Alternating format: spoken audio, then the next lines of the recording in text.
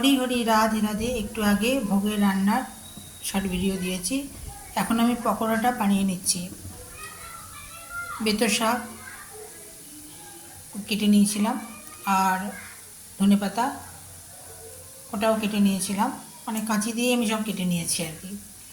আর একটু আদা কুচি দিয়েছি, তারপরে কাঁচা লঙ্কা আর একটু রাঙা আলু অল্প একটুখানি মানে কুচিয়ে নিয়ে বা পেস্ট করে নিয়েছিলাম সব কিছু সাথে দিয়ে, এই যে বেসনের সাথে ভালো করে ফেটিয়ে নিয়েছি। একটু খাবার সোডা দিয়েছি, একটু কাশ্মীরি মির্চি দিয়েছি, একটু গরম মশলা দিয়েছি, নুন হলুদ আর চিনি দিয়েছি।